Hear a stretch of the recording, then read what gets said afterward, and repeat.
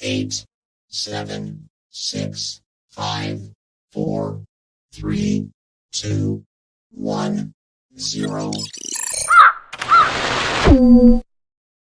Hello and welcome. Today I'm joined by Chris Evers of Outer Limits magazine, and I'm co-hosted by Earl Grey of MUFON. Welcome and good evening. Hello. Hello. How is everyone? Well, I'll say I'm fine. I won't say what I normally say. Yeah. We're getting there though. We're going up. We're getting there. Yeah. How's Earl? Doing right as rain. It might actually start raining here. So much for sunny California. I think we've stolen your sun today. That's where it went. Okay. It's only for the one day, that is. Yeah. I think it's about 55 degrees here, Earl. So it's not exactly warm here in it is East warmer here. It's 79 where I am today. We've got clouds. We've got clouds too. It's but we're still low as 54, high as 75 here. So there you go. Sort of the same ballpark. Says we aren't going to get rain though until next week. We haven't had any rain for about 4 weeks. But we didn't come to discuss the weather. What if it has to do with ETs? You know? Yeah, they might be controlling it. Not doing a good job of it if they are, you know. Yeah. Sack them. You need to have it nice everywhere. Right. So we'll start with you, Chris. So should we talk about the conference first? That's on the 30th of September in Hull. Oh, yes, we can do, absolutely. What do you want to know? Can you tell us some of the speakers that are going to be there? Absolutely, yeah. Just let me get my notes, because like I said to you before, Andy, if I don't write stuff down, I forget it these days. Yeah. It's all to do with my age. Well, the planned speakers for this event on the 30th, which is being held at the Middleton Hall, Hull University, which is on Cottingham Road, more or less smack bang in the centre of Hull. We've got Darren Cooper, who I believe is from Southampton. He's talking about his own personal experience. The whole theme for the conference, is the alien abduction phenomena. It's we're calling it Stolen Time, a paradox. And Darren Cooper and his co-witness were basically sat at work one evening, and they had this app on the telephone from Stephen Greer, which basically went off, indicating there was something unusual in the area. Anyway, talked about it. They eventually got a cup of coffee, walked out of the building, sat on a top set of stairs at the top of the building, which was outside on the fire escape. And looking up, they noticed something literally 20 feet above their heads. Now, this is a massive flying triangle, which is kind of this shape, with in the center a red light, but with white lights going down the front part of the craft. He's going to be talking about his experience of that, and he will be a new author, very similar to what Earl has got there, if you can see that, folks. And he's going to be talking about that, his experience of that. He also, I hope, have his new book with him when he comes to the conference to present his lecture. He will be up first. The planned speaker next is Dr. David Clark.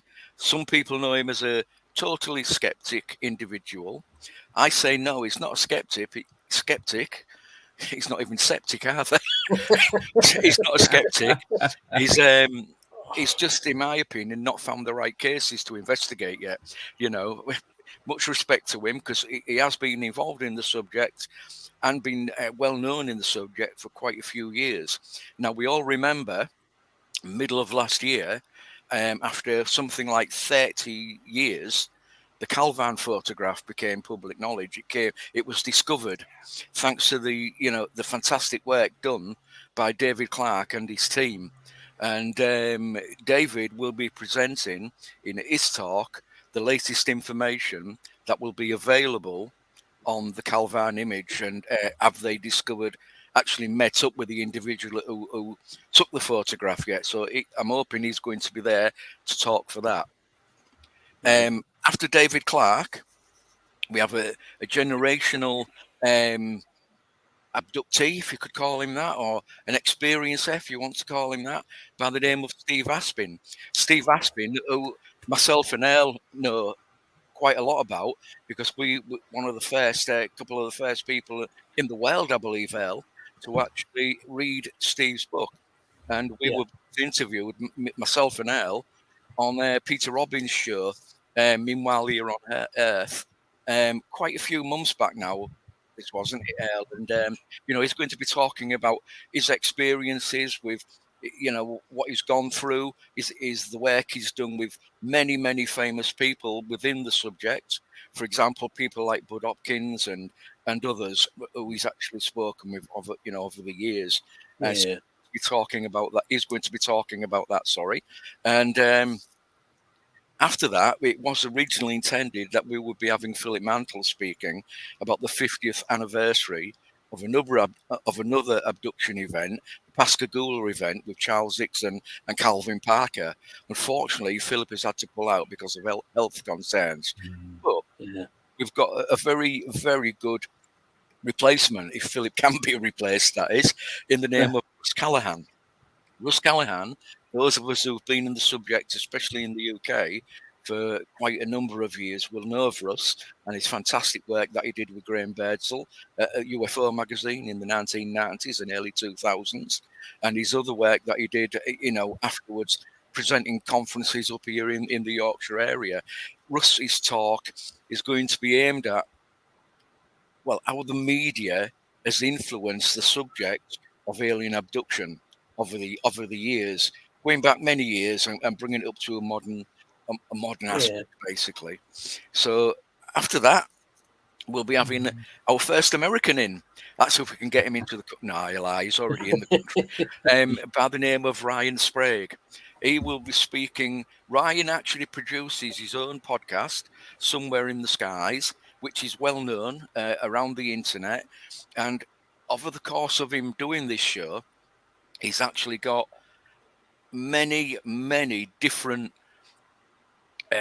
accounts from people, which he's got audio of, and is going to be presenting all that in his speech at the actual conference. He's going to be talking about what people have gone through, and how they've experienced it, how they felt, but he's going to be using audio and visual presentation. So that is going to be great. Now, we've got another gentleman who was our headline speaker. He attended last year in Hull by the name of Peter Robbins. Those of you who don't know him, he's new to the game. He hasn't been around that. But no, in all honesty, Peter's been around more, involved in the subject longer than I have. Peter's had his own close encounter experience. Yeah. He's well known for working with Bud Hopkins. He's well respected in the UK and, of course, in America and other areas of the world. Earl is a close friend of him. I'm a close friend of him. So it's going to be great to actually see him over here. And, of course, he's going to be presenting relevant information in his own inimitable style, about the subject. I don't know exactly what he's going to be talking about, but he's going to be talking, and as I say, the doors open at 9 o'clock in the morning on the 30th of September at the Middleton Hall, Cottingham Road, Hull, Hull University, Cottingham Road, Hull. It goes on till 7 p.m. in the evening. Ticket prices start at only £20 for all that time. That's roughly about $25 to $28, Earl, if you want to wear. And, that's basically one of the things I say is be informed. Now, you cannot help but be informed with these speakers that we've got attending. There is only one proviso, that there may be a replacement speaker if Dr. David Clark cannot make it. Because he's actually a university professor, that is when the students go back to university on round about the end of September. So he might not be able to attend. But we've got one of Britain's best known abductee experiencers by the name of Brigitte Barclay standing by, who's if you haven't heard about her, folks, then I would suggest that you look her up on the internet. She's absolutely fascinating.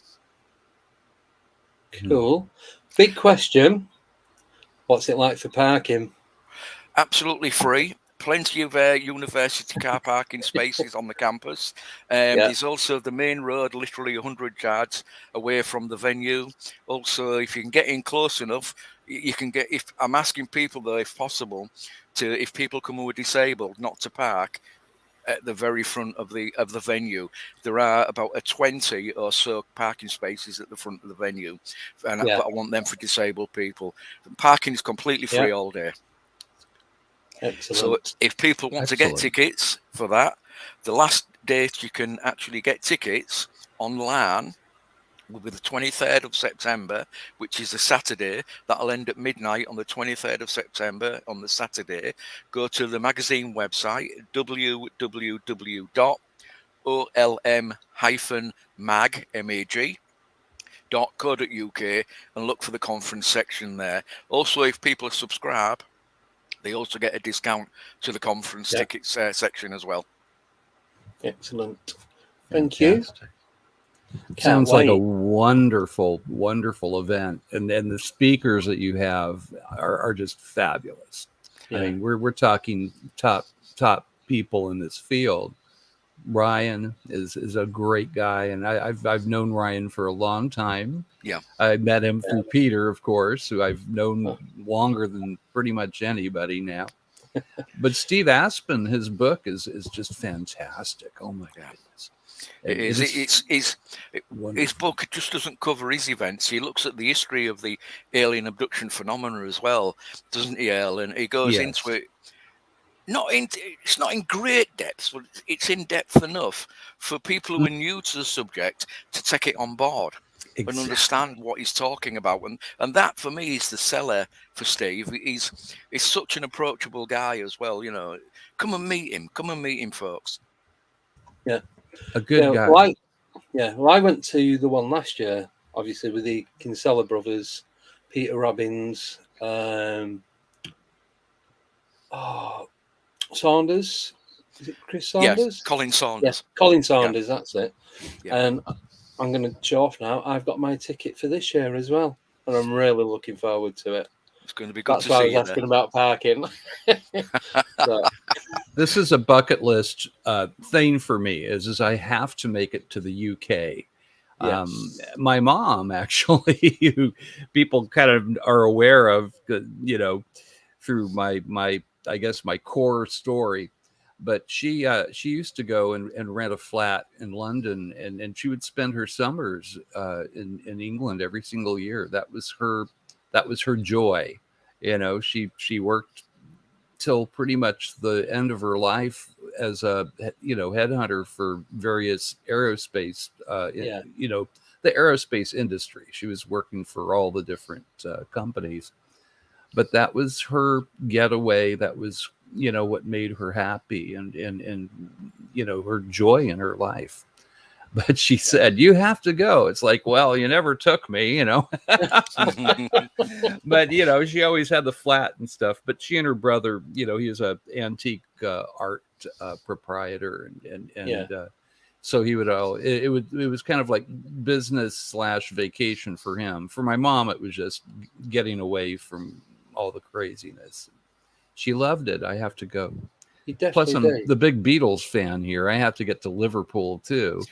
So we have to check all the boxes because I want to go to the OLM conference, go to Liverpool, and do the London trip for my mom. So it's gonna happen. Yeah.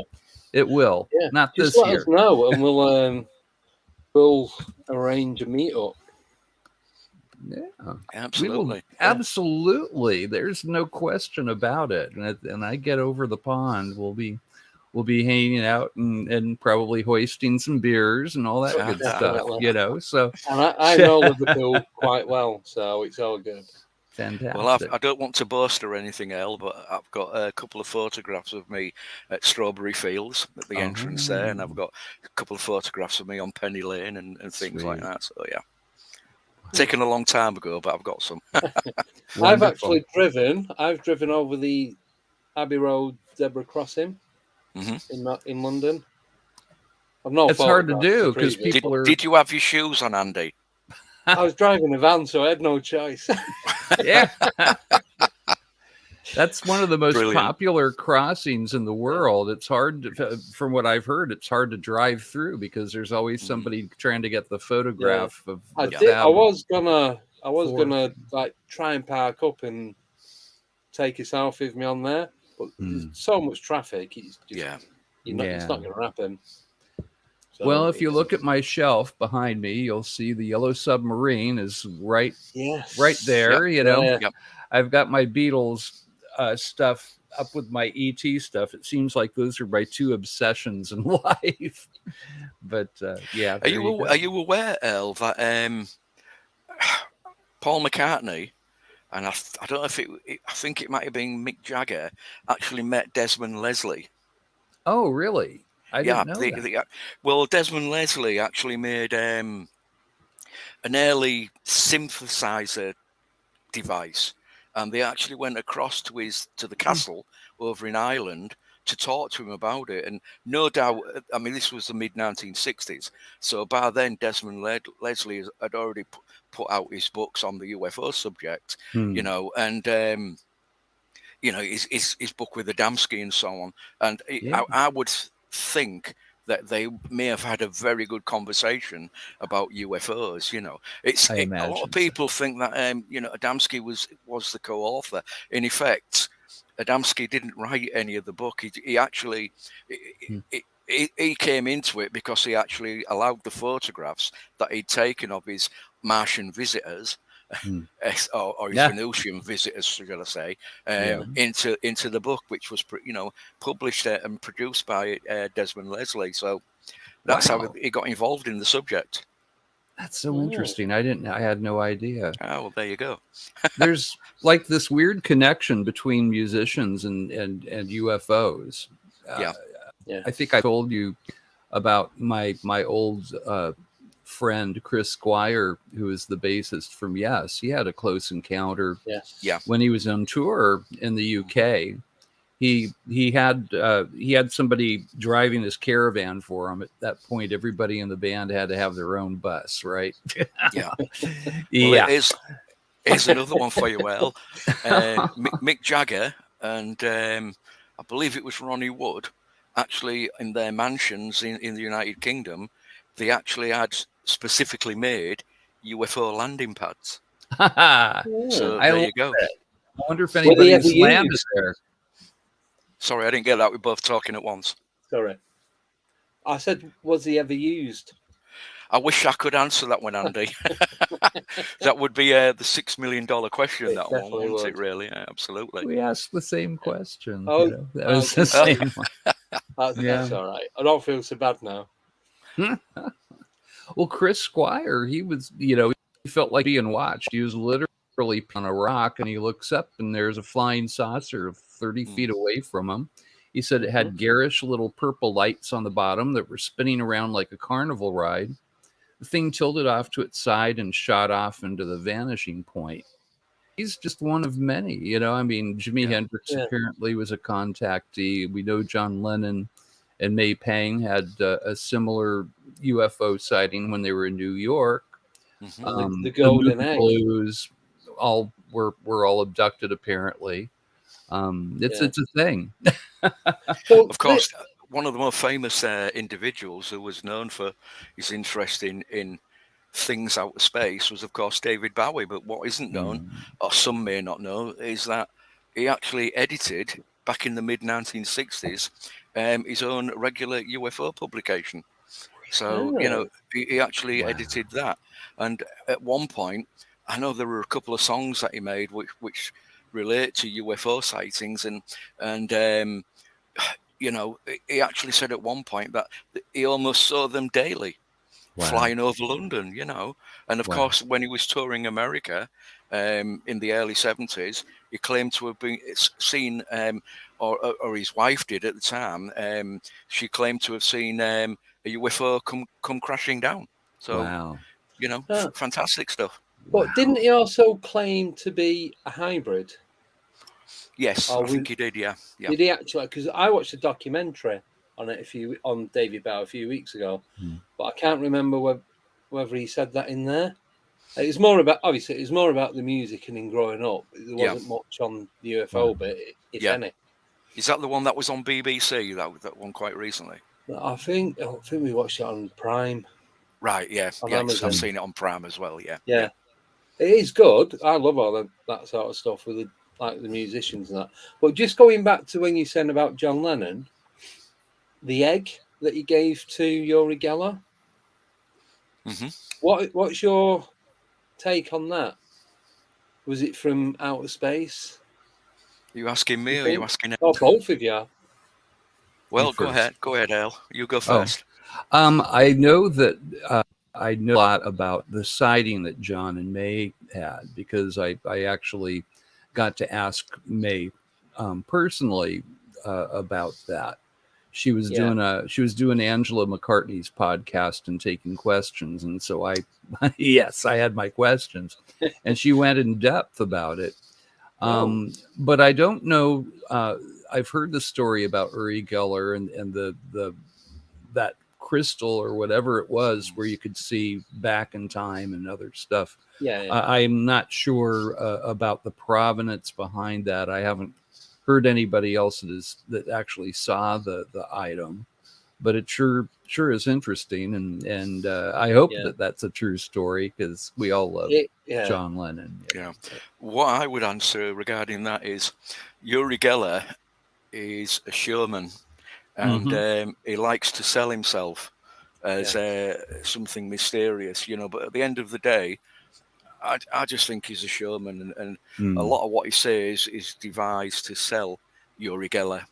And that's about as far as it goes. But he does a lot of work with I don't know if it's a government, but with agencies on helping find the missing people and all and what have you, and like murder cases and all that kind of stuff. So I know he does do that, but it seems to be from one extreme to the other, and not really, really much in between. Of course, he failed. He did fail tests back in the very early 1970s, I think it was. I forget the name of the gentleman who did it now, but he was an American, and he did fail tests under scientific conditions. But that still doesn't mean that what he's suggesting regarding as you say, looking for people, because other people can do that. Clairvoyants, clairvoyants have been used. That's a real by thing. Police forces. You know, it is a real thing. It does work. Yeah, I know they use it. Obviously, they use them in the military. But do you know if he does it via remote viewing, or is it like clairvoyance? I don't know what the difference is, to be honest. No, I think he does both. I think he does all the above. I mean, I take Uri seriously, but you're right, Chris, that he is a bit of a showman and has that agenda going. And you know, it's like, you know, unfortunately, you find that out there, you know, but it doesn't mean that he's all, you know, rubbish. No, well, he made his name over here by the spoon bender, pretty much. Yeah. That was in the 80s. He was just bending spoons for fun. Yeah. And that's how we become known. That's how I know of him. And he could do it too. That was the thing. I mean, try to explain some of that stuff. And he's just doing that, and then it just pops out. Yeah, Jacques Vallée watching him on Blue Peter doing that, Andy, many years ago. Years ago, around about the time I got interested in the subject actually of UFOs. So what he has done some amazing things, but you know, it's all magic until it's explained away, basically. So you know, one day there'll be explanations for it, but it's fascinating. It's fascinating. Yeah. Jacques Vallée takes him seriously. I mean, I've been reading Vallée's, you know, Forbidden Science books. It's his journals, you know, which is really fun. It gives you an overview of ufology and it's a worldwide view. You know, it's from France, from here in the States, and from, you know, Britain and all. You know, he was visiting with all kinds of people. Really worth reading. It's a wonderful way to just kind of get an overview of ufology and the history behind it. But he took Uri Geller seriously. I mean, he passed a lot of tests as well, you know. So it's an inexact science. We don't really understand how this stuff works, but we all have the ability, apparently. Yeah. It's just knowing how to do it, isn't it? But just talking about books, I don't know if it's slightly off topic. I've only started reading it. Skinwalkers of the Pentagon. That's not read. It's an interesting book. So the co-author is George Knapp. I only started reading it yesterday. So I'm only like into chapter 4. And the first few chapters is pretty much they're going on about NIDS and Bob Bigelow and Bass and all that, and it's just telling you what the abbreviations are for all of these different agencies. And he's like, there's so many, it's like you can't keep up. So the first, I'll say 2 chapters of it is just explaining what all these different agencies are and how they all work together. Well, they mentioned Jacques Vallée. Who's the other guy? No, it's gone. Sorry, but they go into like not a lot of detail, but how they all met and that George Knapp was a reporter and that's how he got to know people. And it's a good background story at the beginning. I'm just waiting for it to start. Well, wait till you get to the meat of the book. And I mean, they were forced to edit this book 2 different times. The Department of Defense wasn't going to let it out in its original form. So even though it talks about Skinwalker at the Pentagon, and that's the title of the book, you don't really get a whole lot of information about that person. No. But it was an important person. Sorry, I was just going to say, they mention about dark money and how, I think it's $22 million a year that they don't have to tell anyone where it's going or what it's used for. That's minimum 22 million.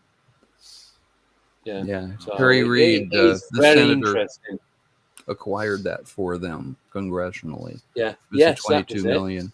And that went to the NIDS program, the earliest one that Bigelow was doing, and indeed it was at Skinwalker Ranch. They were studying other things too, but that was their base of operations. Yeah, because it was saying none of the money, some of the money was supposed to go, was it NASA? But they didn't end up getting it, and it ended up going to these 3 other agencies instead. And they was like, and obviously they sorted it out for themselves to do whatever. But then it did bring a lot of these agencies together and working alongside each other. As one was doing the research about what's going on and why we're being visited, the other one was making sure that no one else was interfering and that this could keep going without anyone sticking the nose in, really. And that's pretty much as far as I've got. Yeah. Well, you got the fun parts ahead, and I'm looking forward to that.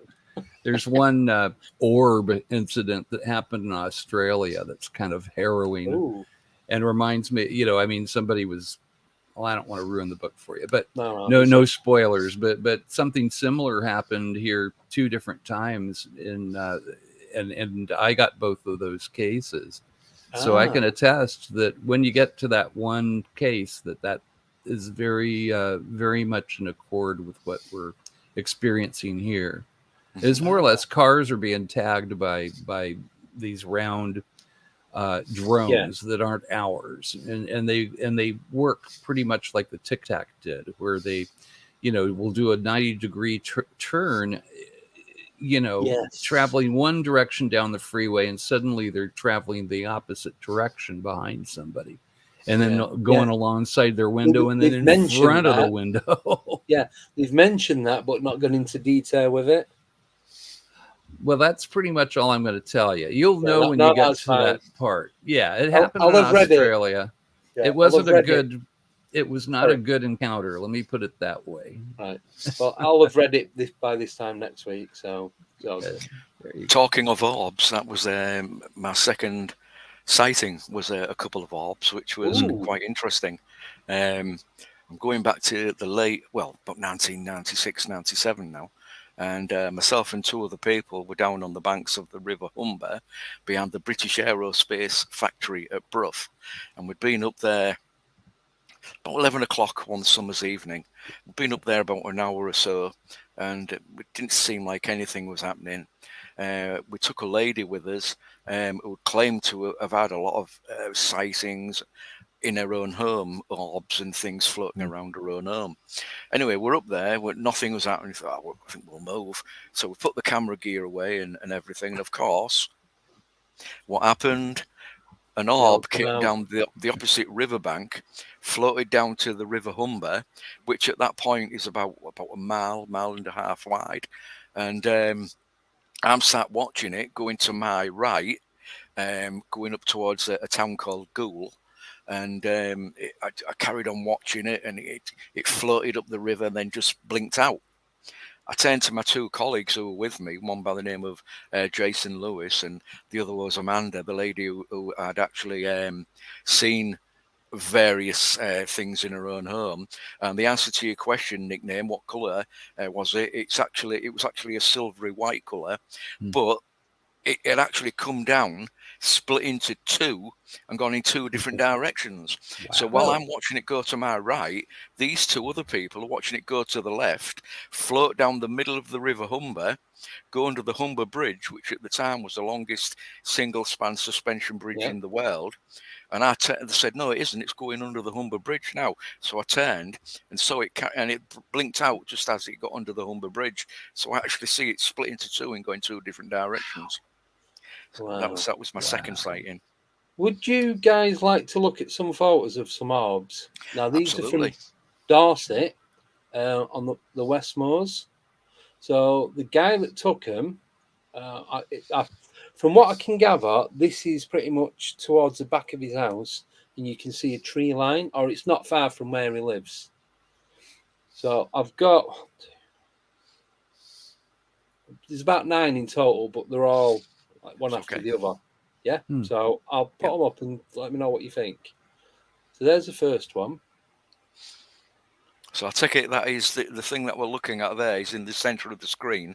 Yeah. With the whitey coloured, look like a dim light really with that. It's a blurred picture. Yeah. So, but you can see that it's behind the tree line. Yeah. So this is the next one. Some of them, I think he's done a lot filtering to try and... Yes, he's actually lightened that. He's used night vision by the looks of it. Yeah.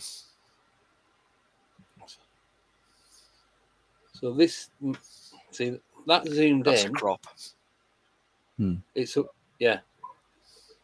So because you've got flowers, so I've been looking there, at these the last tree few or days. something. So that's the top of the tree line. These trees, I reckon, are about 50 foot high. Yeah. But then,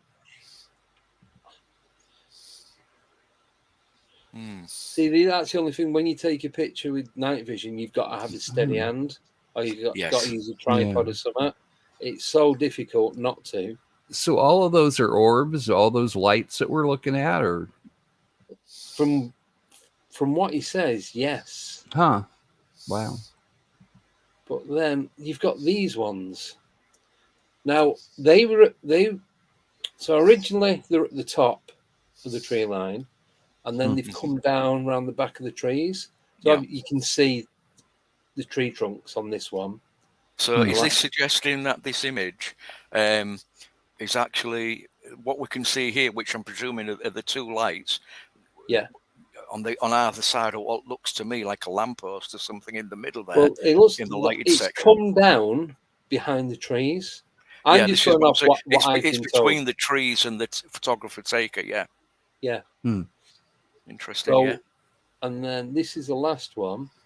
Now, what he said he sees from that, he says it's something.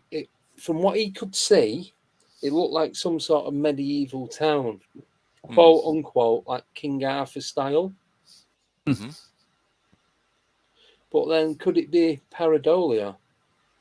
Because if you look, so where it says David, and you got 7, it's all overlapped on the text at the bottom. But you can see where you got the 74340. Yeah. If you go directly up from the first 4, so you've got 74. Yeah. You've got something that looks like a knight. I'm not saying it is. It might just be the gap in the trees and the way we look at it, and it's pareidolia. Yeah. But then do you think it could be anything?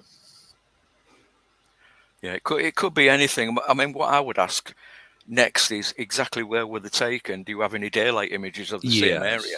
That's what I would want to see. You'd want to see if there were any major gaps in the trees there, and also because they're actually at 1 second, that's actually very slow. The time on them was 1 second, which is indicated on the right hand side of the writing.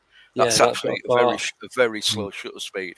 It's unless your camera is specifically set up, for unless you've got a brilliant camera on nighttime mode, you still get but a lot of bokeh on that. You still get a lot of problems with it. Yeah. Right. There's 3 more. They're not so much daylight, but they're better than them. So this is another one. So this is from the same area. Yeah. See, that looks like the sun. Yeah, it could be the sun. It could indeed be the sun. But it could even be. Well, wait a minute. It's could 21. Even be a street light. This is the middle of the night. 10. Oh, that's like this is 10. That's the 9th of May, which is my wife's birthday, at 9:45 in the evening. But it's still pretty light. Are these UK based, Andy? Yeah, these are in Dorset. Right, so it's still in Dorset at that time of night. It's still pretty light. If it was up in Inverness, it would be dark by that time. Oh, it'd be dark at 4 o'clock. Yeah, so that could be a street light. It could be, it could indeed be an orb, but it could also be the sun going down. Would need to have a daytime shot of that same area. There's that one without the tree line. That's up. Obviously, that's up in the sky, but there's no. It's hard to tell when you've not got any. And they're so blurry too. It's hard to tell. That's that one. And then there's this one, which is useless. That is just you can't tell what it looked like. No idea. No, you just see it. Some light moving there. I mean, orbs. Chris, do you feel like they're all the same things, or do you think that there's different orbs? We're talking about different stuff when we talk about use that term. Well, when you use the term orbs, I mean, dust particles we all know dust particles can be mistaken as orbs, you know, but we have a local museum here in Hull, which is dedicated to William Wilberforce, who was, of course, the gentleman who, a lot of people say, freed the slaves. He didn't. It was a British Parliament that freed the slaves in the British Empire at the time. But he was the main gentleman behind that. Anyway, I was in his museum, and I was with my wife, and I picked up the camera phone that I had at the time. I just wanted to do a little video of what we were looking at. And I looked through this hole in the wall, square hole, put my camera through, and I'm looking with my eyes and I couldn't see anything. But on the camera was a particle floating along, and then it went upwards. Now, that, I couldn't see any dust particles, but on the camera, unfortunately, because I saw what I saw, I didn't press the record button. You know, that was quite large on the actual screen of what I was looking at. So what it was, I've not got a clue. But the building that this was in, I mean, if Mike Covell is listening at the moment, I don't know if he is, but you know, Mike is a local historian in the whole area, and he will tell you how old that building is, when it was built, you know, what's been in there beforehand and afterwards. But it was fascinating. I did say to my wife, I've just seen an orb, and she didn't see it because obviously she didn't have the camera in front of her. I did. What they are is something complete. Are they a ghost? Are they, you know, dust particles? Is it an something electronic that the camera lens picks up? Who knows? It's another $6 million question, you know. Yeah, they're under intelligent control, and I see that, you know, some appear to be like solid spherical craft, like maybe it's a, you know, an ET drone or something like that, where they're remotely watching people. But then you have the fireballs, or the Foo Fighters from, you know, that my dad even mentioned. He was a tail gunner in a B-17 in World War II in the European theater. And he said that it was just like ball lightning. And of course, my mom had her experience when she was 16, where it was like ball lightning, but this thing was it was moving intelligently. It was hovering over her sister, came up to where my mom was, hovering eye level with her. It had pushed through the screened-in porch, and then it pushed back through. It went across this field, and my mom opened the door and she ran after it. It waited for her like 35 feet in the air. And she said that she got under it and she's looking up at it, and it was just staying stationary in one place. And then it popped like a soap bubble and smelled like ozone. Or she said it smells like your electric train transformer, Earl. Yeah. She told me this when I was young. Now that's different than one of these solid spherical craft, like the one that, you know, I guess the film that got over, was it Iraq, I think, where they, you know, they actually brought the film to the Arrow group that's supposedly studying the phenomena with Congress, and they weren't willing to show that video. It was one of the better ones. They said that it was still the file was still closed on that. It was still above top secret, so they weren't willing to talk about it. And I thought that's what they were supposed to be talking about, but you know, apparently it made them very uncomfortable. But MUFON doesn't like the word orb because it's just too effusive of a term. And so what I usually do is spherical craft, small spherical object, you know, metallic looking. Yeah.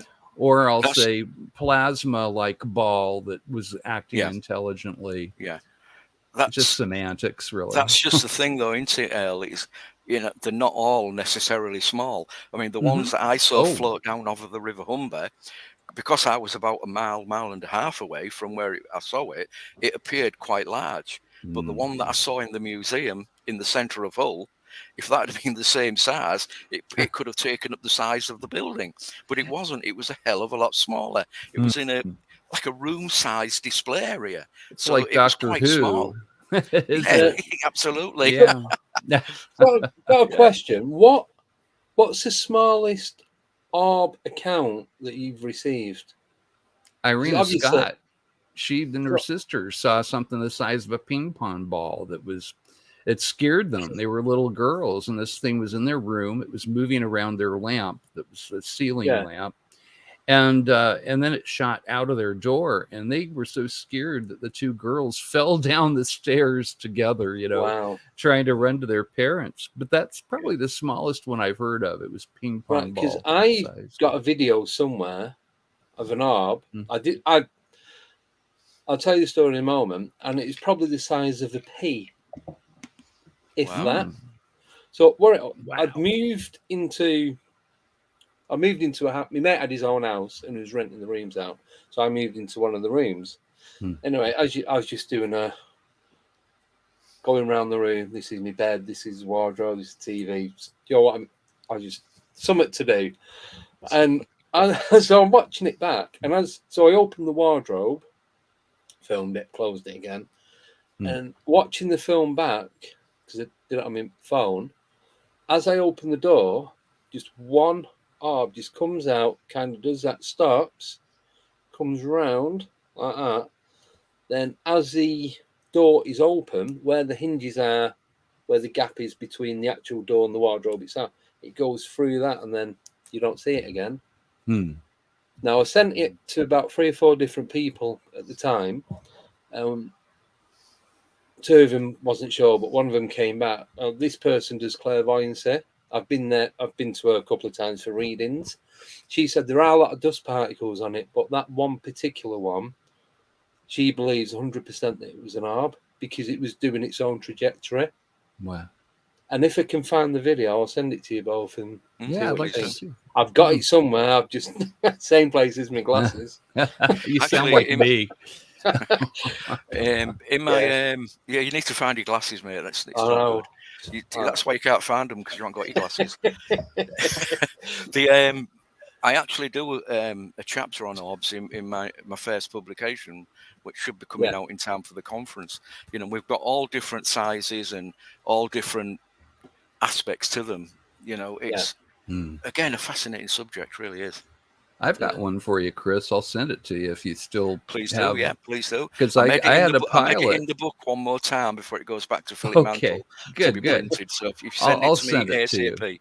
Yeah, it's. I had a pilot who, with his wife and brother-in-law, they were at Catalina Island camping, and he saw this 300-foot golden sphere come out of the ocean. Went up, did like a crosswise dance. He's yelling at his wife and his brother-in-law, "Come out here, bring the binoculars," and then it resubmerged. So he thought that they had missed the whole show, and now there were binoculars. Nobody brought the cell phone, sadly. So, but anyway, they're standing there and talking about it, and it resubmerges. And this thing was 300 feet across. It was gold, and it was self-illuminated. Wow. It did its little dance again, and then it shot out of the atmosphere. Fantastic. I don't think that's the same thing as a ping pong ball, but it was something. No. But I'll get that. I'll get that off to you. Please do. Please do, well, because my second book, which I'm currently working on, is actually remind about me when UFOs. we get off here. Yeah, I don't know if you got that, mate, but my second book I'm working on is about USOs. So I can, and the Channel Islands, not the British Channel Islands, the Channel Islands off the California coast there, which you'll be well aware of, Earl, really are known, and they have been going back to at least the early 1960s for weird underwater events, and things flying out and into the water, as you just fantastically described. It's what a subject all the time. So what do you think they are? Oh, sorry, Earl. Well, go on, Earl. I didn't hear the question. Oh, I was going to say, what do you think they are? Do you think these different types of orbs? Yeah, I think they're different things. I think objects. The plasma ones are one thing, and that's like what my mom saw and what they saw in flight during World War II. We thought it was Germany's Wunderweapon, and they thought that it was our super weapon, and neither of us. No. And at the same time, of course, we have the ghost rockets flying out of the Baltic and Sweden and so on. Absolutely. It's interesting. But, I thought when you said what do you think they are? I thought you meant the USOs, Andy. Sorry about that. Oh no, Yeah, I would agree with what Earl's just said, but anyway, so yeah. I mean, they all seem to be, at least here, the California coastline. Now they're saying that the Tic Tac, when it was seen by the first pilot, that it actually came out of the ocean. Yeah. And that's new news. Yeah. I had not heard that before. So a Well, lot of activity in that area. I have the exact coordinates of where the pilot saw his 300-foot object, and I checked them along with Kevin Day, who is the head of the radar deck on the Princeton during the Tic Tac, and they were the exact same coordinates. So I think there's something down there, in between Catalina Island, Seal Beach area, either an underwater portal or a base or something, because they're all concentrated in that one area. But then we see that, like, there's sort of a flight path between Catalina and the Channel Islands. A lot of pilots seeing stuff there. Yeah, Sorry. my book actually covers, the USO book actually covers a lot about the so-called secret underwater base off the California coast there, where you've just mentioned, Earl, and also Lake Baikal in Russia. There's allegedly unknown creatures and unknown devices, and possibly an underwater base there as well also. Wow. So, covering it all in the book. So, question for you. Another $6 million question. Do you think then that these underwater bases have always been there for them, and that's their origin? Or do you think they've come from elsewhere and it's just they can go into the water knowing that we can't? They can have this base that we can't access. And that's why they go to stay out of eye shot. Good question. Well, my thought on this is, if there is a species, we'll call them people for the sake of an argument. If there are a species of people that live underwater, then they cannot have come from the same evolutionary tree as we have. No. Because they breathe water like a fish. Yeah. So, we've got to ask the question, is that fact? But, I mean, talking of these things coming from underwater, this isn't the first time. I've got articles written in the original British UFO magazine back in the mid-1990s by Tony Dodd, who was a policeman, an investigator at Far Quest International. He's talking about events going off and going on around the island of Iceland in the North Atlantic. And these are going back to the 1970s, early 1970s. Where fishing boats had seen things flying in and out of the water. He also talks of events involving NATO vessels, American, British, I think French, who were doing an exercise up there, which was spooked by underwater devices flying in and out of the sea. Excuse me. Wow. But it was that rampant.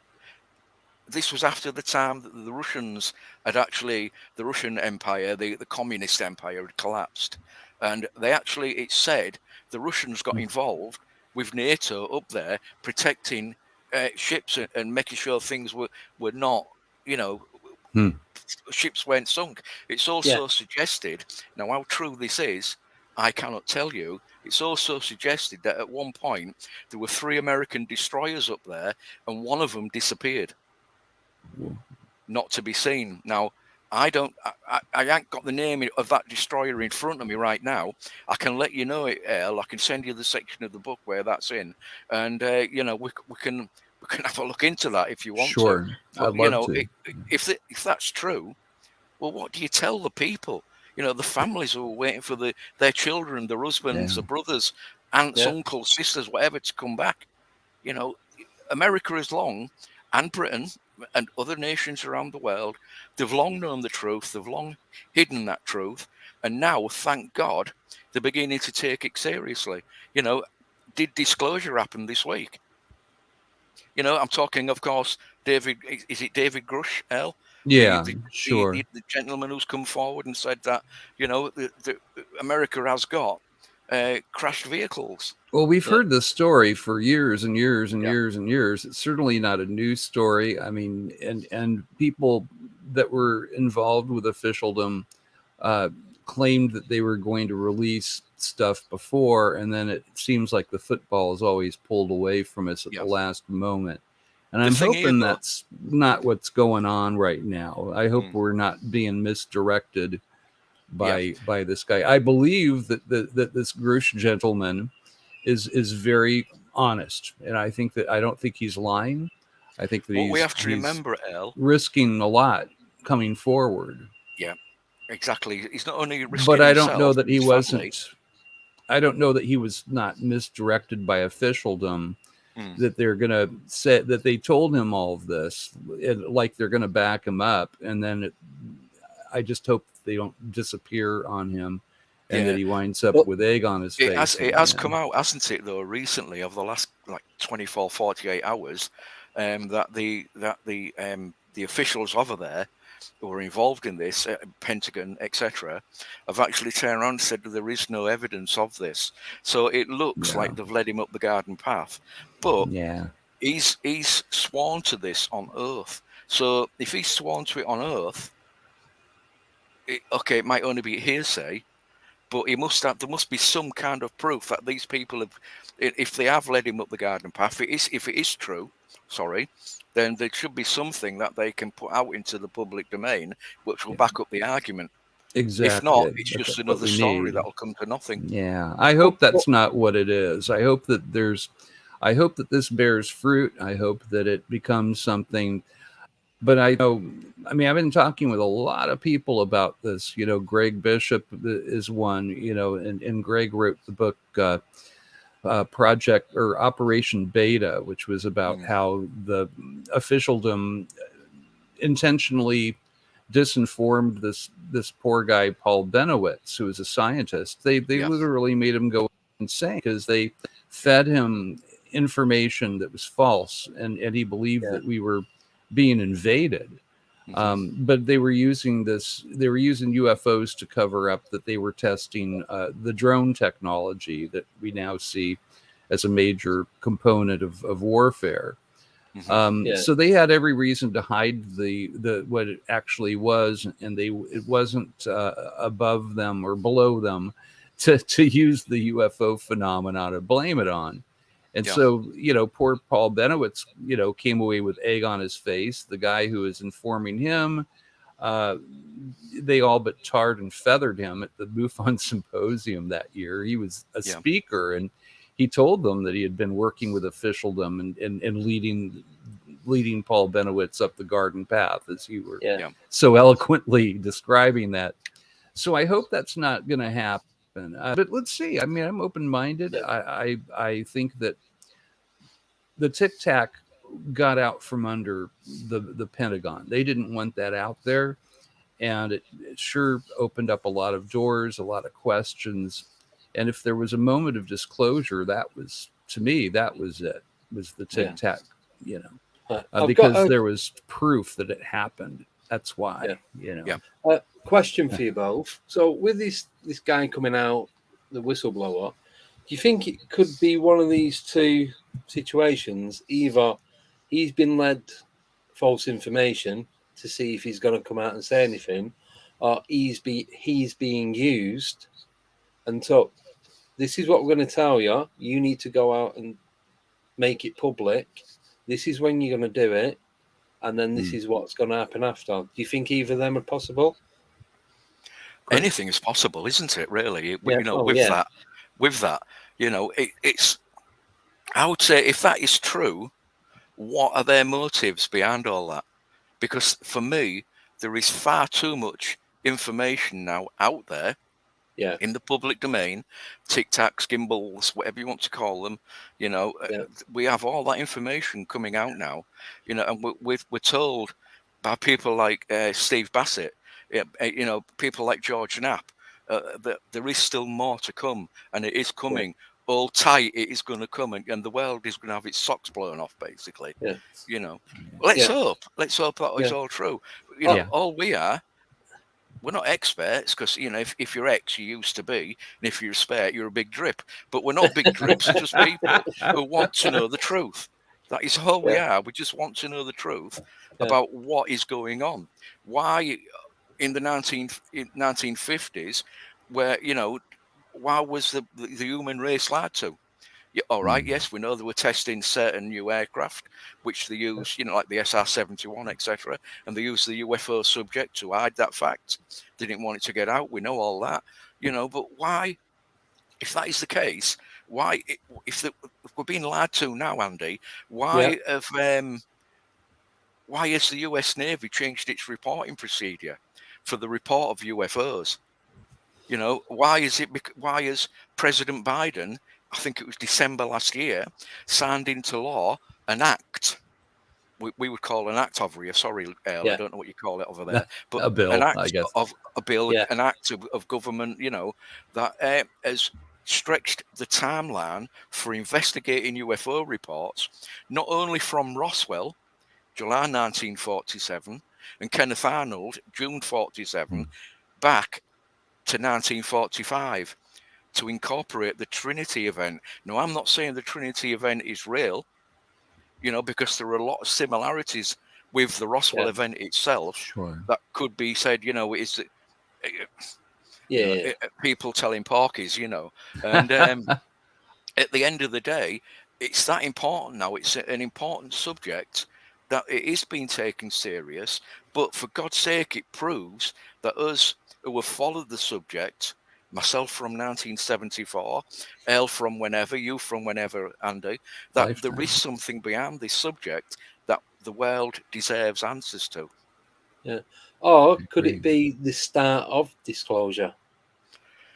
Well, they're just doing bits to see how the public react, and could be. I mean, my mom told me when I was a little kid, she said they will never tell the public, and she said the reason why is they're afraid of how people will react. And she brought up the War of the Worlds radio broadcast, how people were jumping out of windows. The thing is, now, Earl, is that in so many words, the Pentagon, the US government, whatever you want to call it, the British government, other governments around the world, have actually now admitted they have lied about the subject. Yeah. So that, to me, lied to once. You can't trust them again. You have to do your own investigations to get to the truth. We are disclosure. That's always been my little meme, but that's what I don't know that the Pentagon, that they're the right folks to disclose. I mean, people don't trust the government anymore. We don't have a Walter Cronkite out there that everybody will believe and listen to now. You know, I remember people were saying that Tom Hanks would make a good president. Everybody trusts him. Well, no, now the Q and I's, they say that he eats babies and is a, you know, pedophile and all this horrible stuff. Yeah. So, you know, who's going to give this wonderful news out? I don't know who that would be. So I think it has to come from us. We have to be picked person to person. And I do believe that the government has crash materials. I think that we're not the only ones that do. Russia, China, us, Britain, you know, I mean, it's such a prevalent story that I've heard over and over and over again from good sources that, and even my mom alluded to it, that I think that it's a valid story. Now, whether they're going to give us that information or not, I don't see what would be in it for the Pentagon.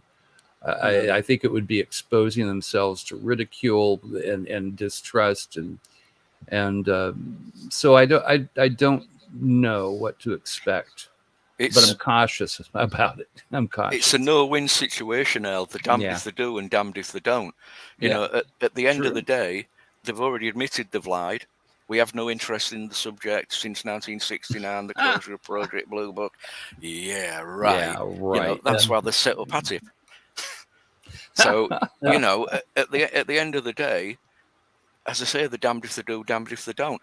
I don't think the world would collapse. Society would turn on itself if it was admitted that there is extraterrestrial life visiting this planet from somewhere else. Now, how they get here, I'm a little bit old-fashioned. I like me old nuts and bolts.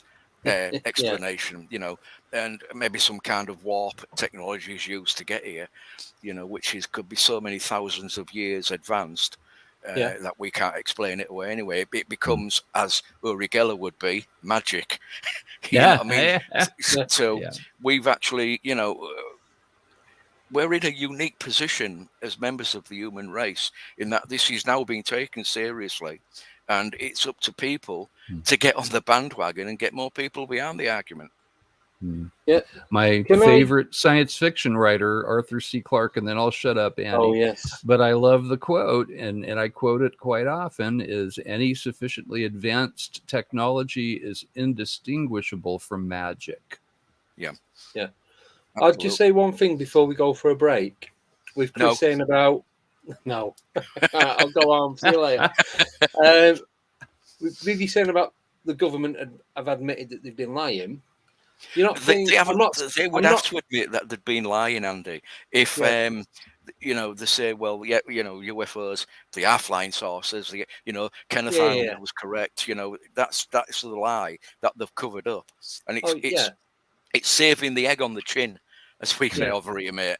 But do you not think that I'm not sticking up for them, but maybe in the 50s, 60s, 70s, 80s, whatever, they didn't. The people that were in power then felt it wasn't the right time to come out and tell everyone what was going on. And now, because everyone's pretty much got a mobile phone, everyone carries a camera. You've got YouTube, you've got TikTok, Facebook, you've got all these different social media platforms. You see something, you take a photo, it's on the internet, and it's there forever. Whether you delete it or not, someone's got a copy of it, and it goes round and round.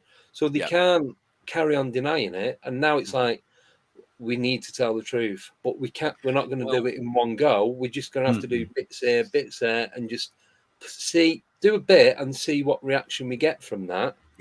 And if that's good, then we'll do like steps, just one step, see what happens. It was all right. Next step. Do you think they're ever going to admit? Do you think they're ever going to admit that abductions happen? I don't think so. No, I don't think they will. I'm not sure about that. They may do that. They might, but I don't think they'll admit to having any involvement in it. What you've got to remember, what you've got to remember here again, guys, is back in the 1990s, we had an American president come across to Belfast, and a little lad asked him a question which had been wrote down, and he answered that question. Mr. President, and the president was Bill Clinton, right? Mr. President, are there any aliens or flying saucers?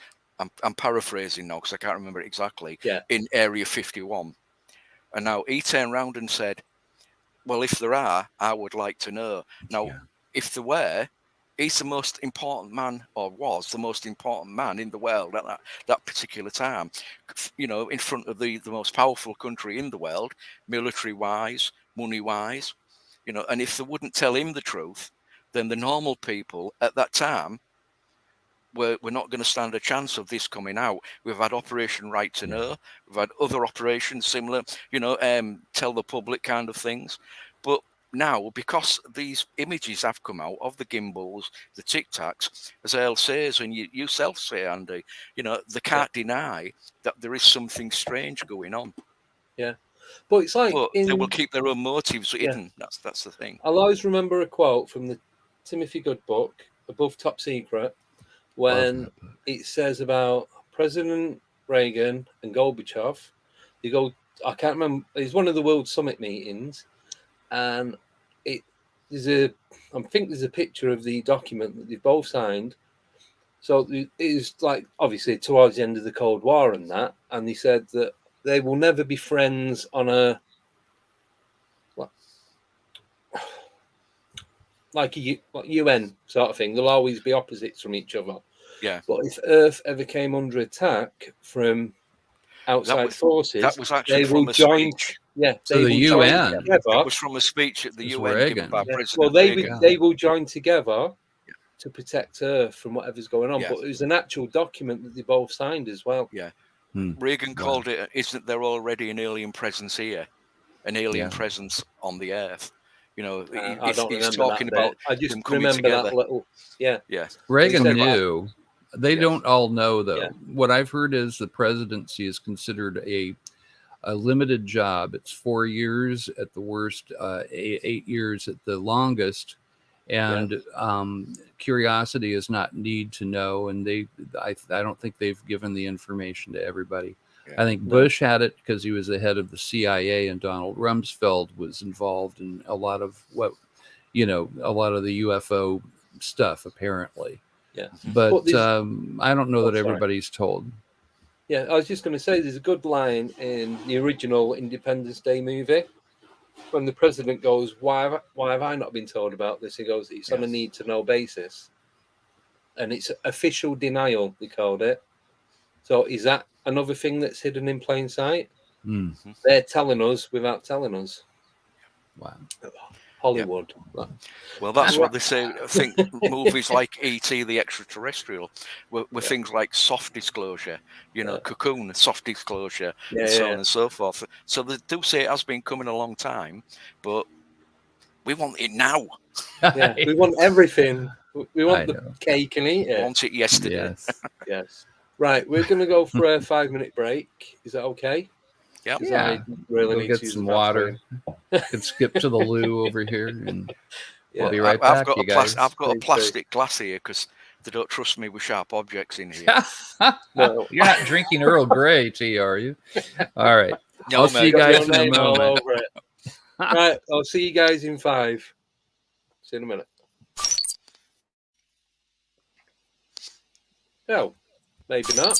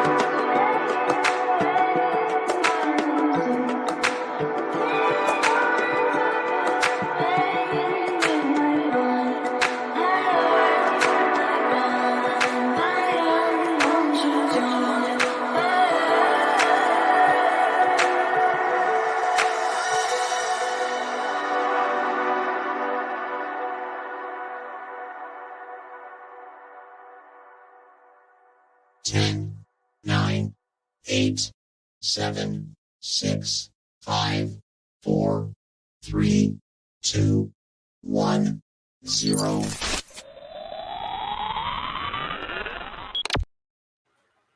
I'm back. Hello. Hello.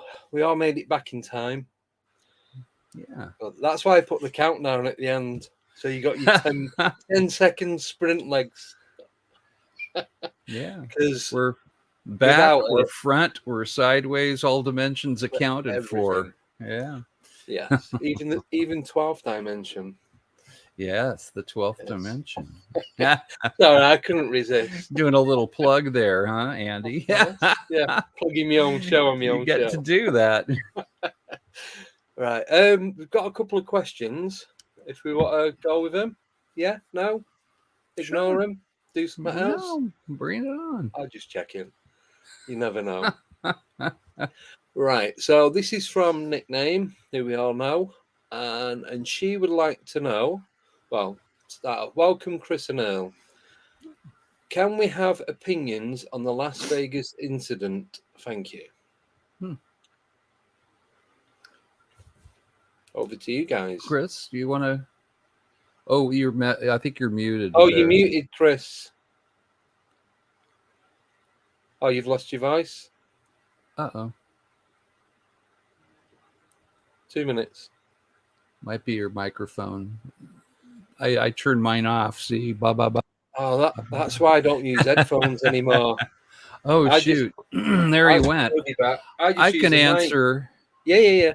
Then my answer isn't very good. I haven't really done a deep dive into the Las Vegas incident. Now, from what I've heard, it's kind of the whole family had this they saw a being, I guess, and there was a crash, correct? So, but I haven't. I mean, MUFON didn't receive a report on it. Right. So we didn't have people. I mean, if there was actually a crash incident, we would send us, STAR team members out there. In fact, I would have been one of them, but that didn't come. So, but from what I'm reading, it could very well be an actual incident. I just don't have enough, personal information to make a general. A solid statement on it, but I think it's an interesting case, I have to look into it more. Yeah, I was going to say, do you think you'll get anything from it? So far, no, nobody came forward to us. Nothing. It would have gone to Nevada's state director. Oh, right. Yeah. Anyway, no worries. Chris, are you back? We still don't have any volume. No sound. Uh-oh. Have you plugged your switch it on, off, and switch it back on again? That seems to work. Is it plugged in? I've done that where it's come unplugged and.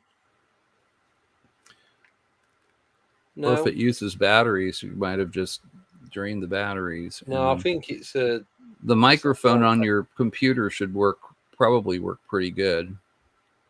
Oh, wait. Right, you are muted in StreamYard. Yeah, is he unmuted on the actual? He's actually, I can't unmute him. If you mute yourself, I can't do anything from my end. Chris, can you unmute yourself? Click on the little icon in the bottom pictures. It should be on your bottom left of your computer if you're using your laptop. You see 4 icons. Well, 4 images, me, Joe, you, and Chris. You've got a little microphone in the top right corner of it. And you got three dots? No? Yeah, I think if you go to the 3 dots in your image of yourself there, Chris, and you click on those, it gives you... There we go. Yeah. All right. You're on mute. Yeah, we can hear you now. There he is. I say you're on mute, but we can't hear you yet. Don't we love modern technology? You're the star of the show, Chris. We have to be able to hear you. I want to hear more about Chris's book. I want the new one that's coming out. I need to get it. Well, I've started listening to him on Audible because I drive 8 hours a day through work. It's just easier, isn't it? Than it's finding the time to actually read the book. And it's nice to have somebody read a book to you. Yeah. So it's good. Hello, can you hear me? Yes. You sound great. Loud and clear. Now we're back. I don't know. I just had the cat in a minute ago, and I think she's walked off with the mute button on my laptop. Right. Right. So I'm going to start playing tennis. Cat go use the tennis. Right. Yeah. Strings. Right. So, question to you, Chris. Same question. Opinion on the Las Vegas incident? Well, as I was trying to say when you couldn't hear me, is that I don't really know a lot about it. Very much what Earl has said, really. It's not something, because I'm concentrating on some events over here at the moment, and re-editing my book and so on and so forth, getting the last magazine out, that I haven't actually taken a lot of notice of that. What I would probably do is read a little bit more about it as I get nearer to the next publication. Right. I can't really give an opinion. Sorry. Yeah. Mm-hmm. That's how I feel. I don't know enough about it yet. I thought you were going to be a bit longer than that. I could get a quick drink in, but you finished far too soon. Cheers for that. Thank you. Next question. All questions are from nickname, but anyway, here we go. What's your favourite blue book case? And that's to both of you. Oh. Favorite blue book?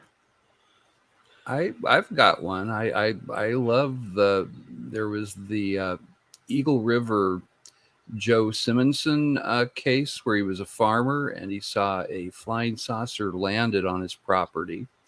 A little door opened up and there were two human-looking guys in silver jumpsuits sitting around what apparently was a cosmic hibachi oven. They handed the farmer a picture and asked him, they asked Joe, the farmer, if he could get them some pure water. So he went out, he had an artesian well, and he drew pure water for them, brought it back. And these two beings, they cooked pancakes for him. I've got that picture. I've got the picture, Earl. There's a photograph. They don't look very find it. palatable. I love this photo. And that was a blue book case. And they liked it. Both Hynek and Jacques Vallée loved that case. Are you ready? The farmer was a wonderful witness. He stuck to his guns. Fancy some lovely extraterrestrial pancakes. There you go. There it is. Buckwheat flour, apparently. That looks awful. Looks like the dark side of the moon, like the far side of the moon there, with all the cratering. It's a bit dark at the bottom, isn't it? Is that where they burnt it? I guess they burnt their biscuits anyway. But that's a favorite case because it's so absurd. And my favorite case is I think that absurdity is our visitor's signature. Whoa. They'll throw something crazy and unbelievable in every single good case. Just, I think, to have fun with us, maybe, or maybe they're Monty Python fans, or something. Yeah. But there's always a bit of absurdity in the best cases, and that one I love. Joe Simonton, I think, is the pronunciation. Joe Simonton. So, do you think then with these cases, like you said, that's my answer. Yeah, the more absurd these cases are, the more believable they are. Or do you go the other way? The more that's their signature. The more dull they are, the more believable. No, there's no such thing as a dull UFO. I don't know. Yeah. So, what do you think? Sorry, Chris, we can't hear you again. I know you're muted again. Shoot, the cat came back and stepped on his computer. Sorry, Chris. Oh no! So something's. While Chris sorts that out, why is it that these UFOs have like multitude of lights on them? Is it for our benefit? I've asked this question a few times. I've probably already asked you this anyway. Do you think it's for our benefit? Because I think I'm just going to say the UFOs that I've seen, there's only one that lit up. The others have just been solid, nuts and bolts, I never saw lights on no. either of my UFOs. I saw two. Had two close encounters with craft, and both were daytime sightings, and there were no lights on either of them. Well, I've had 4 that I can definitely say there was some sort. I don't think there was from Earth. One was a plasma, and it was dropping. I've told you before, it was dropping plasma. It looked like tears that were dropping down. So weird. Just yeah. one after the other. It was amazing. Back now. The first one, can hear now. It was just 2-tone metal, and it looked like a pepper pot underneath. So you had the outer ring, the inner ring, but then the outer one had circles going around it. No lights again. Sure. Wow. The other one was just like a metal spherical ball in the sky. No lights on that one. But the plasma one, it looked like it was emitting light from inside itself.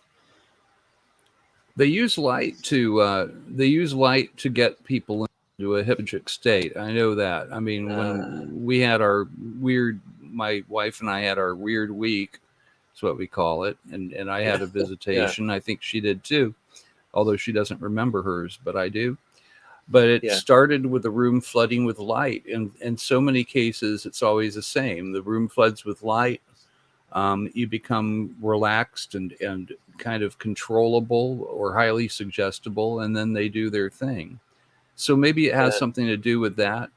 One case we had a mom and her son, they saw a V-shaped craft hovering over a school, and when they got close to it, it flipped to its side and started flash lights. And when they watched the lights, it seemed to put them in into a different mental state. And time became weird, and they couldn't tell if it was 5 minutes or an hour. Sounds became quiet. The Oz effect. Yeah. So do you think they use frequencies then in these lights that they're using? I think so, or maybe some kind of light that we are unaware of. I don't know. Yeah, that it's just we don't know. Light. We're looking at it. Yeah. Mm-hmm. Isn't there a frequency? Chris, that, your favorite blue book? Oh, right. Okay. My favorite blue book, Lonnie Zamora. So that's my favorite blue book. For those that don't know, a very brief description of that. He was a police officer in the southern states of the USA who was chasing somebody down the road. He noticed an egg-shaped white-coloured craft come. I think it landed, and he let the bandit go that he was chasing in another car, and he took his vehicle off-road and parked up very close to this egg-shaped craft where there were a couple of occupants. Was that a motorbike, Earl? Yeah. Sounded like a craft taking off it, mate. No, the road at the back of mine, it's national speed limit. And it's about 40 foot. So you got the roundabout. Coming to get us. That wasn't here. That was in the UK, folks. They have bad drivers too, apparently. There's a roundabout about 40 foot from the house. So as soon as you start you put the foot down and go. Oh my God. Anyway, that's a wonderful case, Chris. Now, that was really close to the Roswell site. It was in New Mexico. Yes. Yeah, it was in that area, but it's sort of close to the Trinity site where they were testing the atomic bomb, and kind of right near the Roswell crash site, which I found interesting. In all probability, I think that case, for me, has never been refuted. It has never been refuted at all. I've also got another one, which I don't think was in Blue Book, although it could have been. Perhaps you may know, Earl, was the case in the 1950s of a BOAC Stratocruiser, which took off from New York en route to the United Kingdom. And as it was flying over Canada, back in those days, they had to hop across the Atlantic, New York, into Canada, Iceland, back, into Scotland, and then down into the rest of the United Kingdom. This was a case of this Stratocruiser, which had about 50 occupants on it, and the witness 6 unknowns flying very close to them. And the Canadian Air Force went up to investigate.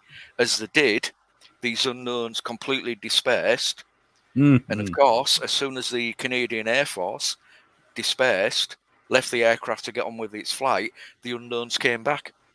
Wow. And it was described as a large mothership I think about 200, 300 feet in length, with 6 smaller craft flying around it, into and out of the mothership. So, yeah. I'm not sure. I imagine that's a Blue Book case, but it doesn't come to mind. But I imagine if it was during the 1950s, that would have gone to them. Yeah. And you know, the case that you mentioned first as your favorite, that was Dr. Hynek's very favorite case, actually. Yeah. That's from his son Paul. I asked Paul what his father's favorite case was. That was the one. That was the it's one. excellent. It's an excellent case. It really is. You know, Yeah. the fact that when the thing took off, you know, not only did it leave imprints, it burned the ground. Yes, it did. I think there was radioactive. Had a little flame, elements and then the there as well. flame disappeared. Yeah. And then it just took off like a flying saucer silently. This is why I still go for the nuts and bolts theory, you see. Yeah. You know, it fantastic. Oh, they're definitely physical. UFOs are physical. They're some weird sort, for me, you know, they're physical, and they have all the qualities of a physical object, but then they don't act like physical objects usually do. Yeah. So you've got both sides, and I don't think they're two different things. That's just the nature of this technology. Yeah. No, thank you. Chris, your thoughts on lights and frequency? I have heard, I can't remember, is it 61 megahertz? Something like that. That is a frequency that is often. There are different settings, but I couldn't tell you what it is, not without looking it up. I'll honestly say, guys, I've never ever really looked into that. There have to be. I mean, what if they use this frequency? I think, as Earl may have mentioned, to actually put people into a trance. I know in the Calvin Parker and Charles Dixon case, they said that the beings came out from the craft, touched them, and they were kind of paralyzed. They couldn't move, but they could still see and sense what was going on. Yep. You know, so but they did find injection sites on both Calvin Parker and Charles Dixon when they were examined at the United States Air Force Base. Was it not Kingsland, but something like that, over you know, where this event occurred in Mississippi. You know, they did find injection marks on the body. But also, it is known that at certain frequencies we can fall to sleep a heck of a lot easier. Yes. But just quickly on that, and it's a bit off topic. 90% of the time I have the fan on to help me go to sleep at night because of the noise it makes. When I was a kid and my mum was hoovering up in the living room, I'd be laying on the sofa, I'd fall asleep. And I think it's that specific tone and it just sends you off. Yeah. I tend to put on radio shows. These won't mean anything to you, Earl, but you may know some of them, Andy. But things like the Goon Show. I love the Goon Show. I know about there you go. I was going to say, you know that. Peter Sellers and those things like Round the Horn, which was a sketch show over here in the United Kingdom back in the 60s, and you know, things like that. You know, Hancock's Half Hour and things like that, which are all fantastic. But to me, they just help me to relax. You know, stick the earphone in. And, that's it, gone. That's it, I'm gone. But do you know, there are certain... the Goons, I love Goons. There are certain YouTube channels that I'll sit there to watch, and the next thing I'm waking up again. Not this one, obviously, and I won't name them, because one of the main ones that I listen to is a really good one. I've been watching it for years. But for some reason, I'll be watching it, and then I wake up, and it's on like 10 videos down the line. Yeah. So whether they might put frequencies, but are you sure you've not been abducted while that's been going on, Andy? I don't know. I've been asleep, and I can't find my glasses, so I'll never find out. Well, you know that the military, they have like now I believe I'm going to get this wrong, but it might have been Hal Puthoff, or perhaps John Alexander may have been involved in some of this. But they were working on weapons that would not kill or harm the person, but would that would stop them in their tracks. And they found that, you know, very, like certain frequencies of a strobe will actually make people nauseated, and they'll just fall down.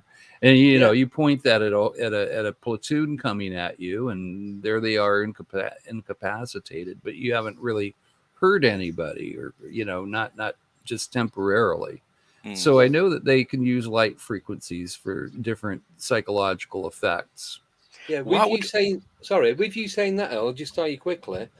Obviously, because I drive for a living, I'm on the road like 8 hours a day, 5 days a week. Whenever I get stuck behind a maintenance vehicle and it's got the orange lights going, I have to pull my visor right down because I can't see it. I get the worst. When you get a migraine and you get that sick feeling, it's exactly the same as that, but without the headache. Wow. I can't look at the orange flashing lights. It just makes me feel so ill. There you go. Yeah. So, I was going to ask, a lot of reports that we do get, we get stories and information concerning lights around UFOs, flying saucers, whatever, UAPs, whatever we want to call them. If these lights can make us sleepy, etc., as we mentioned a minute ago, perhaps that is what they're on there for. Because why would a UFO traveling, hopefully, from many millions of light years away, why would it need lights? Exactly. So why are they on these craft? That was my question. That's why I asked the question. Yeah, they don't need indicators or headlights or flashy beams. They don't need Right, we're turning left at Saturn lights. Great lights. Why do we put lights on our Christmas trees or on our houses to celebrate? Or Las Vegas, the whole thing is lit up. It's the middle of the desert. They didn't think anybody would come out to it when they opened it up, so they lit it all up with neon, and people drawn to that. Travis Walton ran towards the brightly lit UFO, and we know how that story went. So, they affect us, and we run towards them. A carnival is lit up for the same reason. You light something up, and people come. But maybe I was going to say, maybe they're emitting sound that we can hear without realizing that we actually hearing it. Subsonics, Yes. Like I suppose I was going to say earlier, you're saying about how sounds and lights can affect you. So infrasound, that's one of the biggest ones that we know about. Yeah. Yeah. Absolutely. Well, people are highly suggestible if you hide, it's just like the advertising that they would do, hiding images, like death images sometimes, and, in liquor advertisements, or for selling cigarettes even.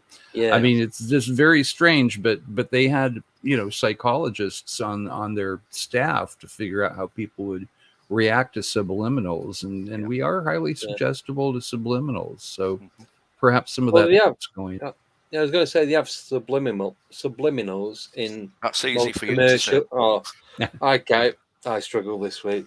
In adverts and commercials, they just like a flash. They was like back in the 70s and 80s, they'd flash up a can of Coca-Cola or Pepsi, or it's either a food or a drink, and then you're watching it. It's like, oh, I'm thirsty now, and it's their way of advertising without advertising.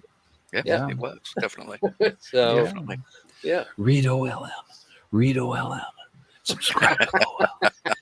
It's that subscribe to the 12th dimension.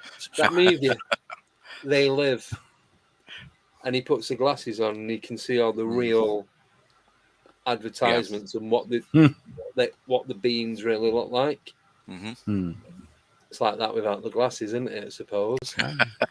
That's why you can't find yours, Andy. If I put them on, I'll see what everyone really looks like. Next question. We have got a few. We've got quite a few, and we've got about 20 minutes to go. So I'll do. Right. So this is from Nickname. Can we do quick ones on these guys? Is that all right? Do you want to go first, Earl? I think that's a real story. Yeah. I think Jackie Gleason was shown alien bodies by Richard Nixon. It's a few people have told that story. It's a well-known one, and it hasn't fallen apart with the years. Certainly somebody could have debunked it by now if it wasn't a true story, but it keeps popping up. And we know that Jackie Gleason was very, very obsessed with UFOs. He built his mansion in the shape of a round UFO on a hill. It looks like a UFO that's taken off. He was obsessed with it, and Nixon knew that. He really, really loved Jackie Gleason's humor, and so I believe that he did. That he wasn't supposed to, but he showed him what this gentleman who's now talking to officialdom says that we have. And I think that we do have those bodies and materials. And Jackie Gleason did see them. Yeah. Right. I actually interviewed Paul Blake Smith for my own podcast, Signals, about a week and a half ago. My podcast is out there now on the Paranormal Panorama Paul's Network. A good guy. On Spotify and Anchor. He's coming on air in a couple of months. Right. I have to read his new book. His new book is a follow-on to the President Eisenhower book that he did. Yeah, it's wonderful. Which was an Amazon bestseller around about 2 or so years ago. It's a follow-on to that. And I mean, the first question I said to him when we spoke was, come on, Paul, the President Eisenhower book, you know, and it meeting ETs, meeting aliens, surely it's a hoax. And, you know, we went from there, basically. Absolutely brilliant next 35 minutes of talking about the different aspects of the book. The fact that, yes, he built the mansion, as Earl's just described, but also he's suggesting in the interview that Nixon was after the funds to actually either pay off people to do with Watergate. It's because Gleason offered, I think back in the 1950s, and Earl can correct me if I'm wrong, around about $50,000 to prove that aliens exist. It went up in the 60s to something like, was it $250,000? Something like that, which back in the 60s was an amazing amount of money. Then by the 1970s, it had become $1 million. Now, if it's true, and that Nixon did show Gleason the alien bodies. Now, the aliens were said to be like, is it Ixville? The goblin type looking alien ETs that came down next to a farmhouse? I can't remember the name. Not a flat. Not a flat. You're talking about was it the Jacksonville? It could be Jacksonville. I can't remember. Or wait, I'm getting it wrong. It might be Flatwoods. I just can't remember. It's not the ones that were floating about and they were shooting. Yes. Yeah. I love that case. They went to the sheriffs and they come back and they're gone. Then the sheriff left and they come back again. Yeah, it's in your neck of the woods, Earl. You should be telling us, mate. You shouldn't be letting us hang in on like that. That's across the country from me. I'm in California. This happened. There we go. I forget. Was it Arkansas or somewhere? But I know which one you're talking about. That's it. Yes, Hopkinsville. That's the Hopkinsville Goblins. Yeah. So anyway, it suggested that the ETs, the bodies were very similar, if not the ET bodies from that case, from that event. But what is little known is that another gentleman who was British born at the same time may have gone along with Gleason and Nixon, because he also offered out a sum of money to be proven that these aliens existed, and that gentleman was Bob Hope. Now, if that made you see Earl's mouth, then look, there you go. Wow. Put the chin back, Earl. Is that? Huh? So, I have a Bob Hope shin. That's why I have a beard. It hides it. I do. But anyway, it suggested, that Bob Hope went along with them, and he also built a mansion that was in the shape of a UFO. Yep. He sure did. There you go. Yeah. So, so my opinion of that is, yes, it's true. Yeah. I believe it to be true. Me too. Thank you. Actually. Just while you was mentioning Paul Blake Smith, I've got him coming on the 16th of August, and the Friday, the week after, I've got Laura Eisenhower coming back on. She's coming back on for a part 3 because she's coming over to the UK. She's going around Stonehenge and Wiltshire, around that area. So she said she'll come back on when she's done a UK visit. We'll so bring her up to the OLM conference with you, Andy. That'll be a good one because you've got Paul, who's writes about Eisenhower, and the week after his great granddaughter's back on again. So have a listen to our podcast. I'm sure you'll enjoy it. You might get one or two things to ask him from it as well. Yeah, send me the link, will you? Because I wouldn't forget. Paul is great.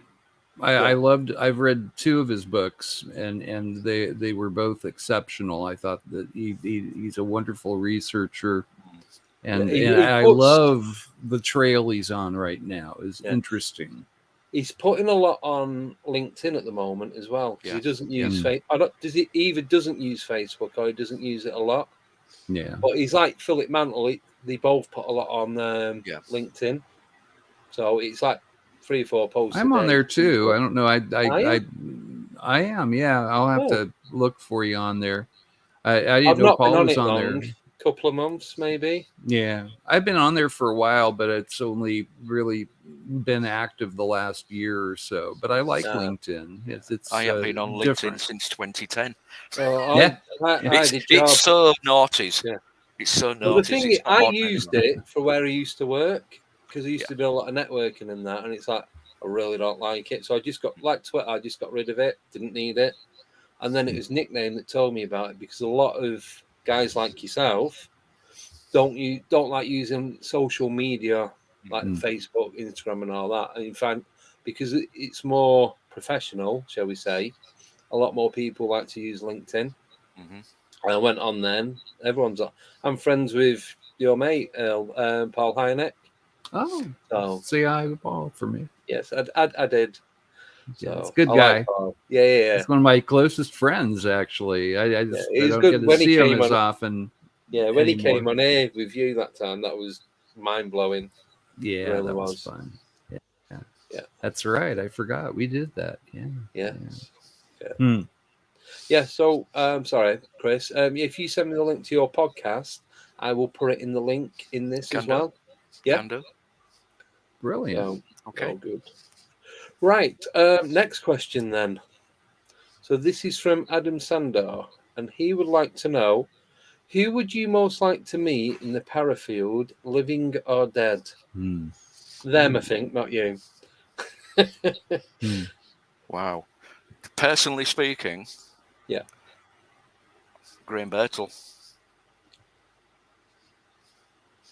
Because Graham Birtle, for those who don't know, was a gentleman behind the British version of UFO magazine, set up the Yorkshire UFO Society back in the 1970s, and went on, built that up until, he'd run the UFO magazine conferences over in Leeds. What a guy. Hero, one of my heroes, And after that, it would be Philip Mantle. And then after that, if I had a table full, after that, I'd have to get Earl Grey over from California. Show him what proper gold. He's so hard to get hold of. Oh, he never replies. He doesn't answer his phone. Not hard to get a hold of. Do you know what? He's not working hard enough. That's where he's struggling. This is another 12 hours a day. Sorry, Earl, I couldn't resist. That's great. What about Bobo? Did you not get Bobo from? Find out what happened. Yeah, I mean, I wouldn't get President Nixon because he would lie, through his back passage, basically. But people like Jackie Gleason, when his wife actually went out, and she told the media what had happened. And he actually turned around and said, "You will never, ever speak about that again." So getting Jackie Gleason over there to talk about it might be a little bit difficult. But maybe somebody like Bob O. Well, what about Admiral Byrd? That I would like to talk. Is that not your... Admiral Byrd went to Antarctica, didn't he, to find out what was going on down there. He's this looking operation shortly after the war ended. The whole thing is weird. I don't know what to think of it. Yeah, there is an area. If you go in close on Google Maps, you will find an area in the South Atlantic that is green. Sorry, in the South Atlantic in Antarctica that is green. Yeah, there's no ice, there's no snow. No ice or snow. And it's just it's like rocks. twigs and grass. You've got to ask, vegetation. is that because of thermal springs? Just because there's no ice there doesn't mean there are no thermal springs there. We know how good we know how good Google is at taking photos. I keep looking outside the front of mine, and it was half the stuff was still being built. Sure, it's from the 1970s. So they're not good at keeping up the updates of what's going on. No. But I mean, it was the area that it was alleged to went to investigate. I think is it called Schwabenland, which I think was sounds familiar. Allegedly set up by the Germans, the Nazis in the 1930s as a place of refuge for what would be wanted criminals after the war to escape to. It's alleged they went down there, and they went to see if it was true that there was somebody down there.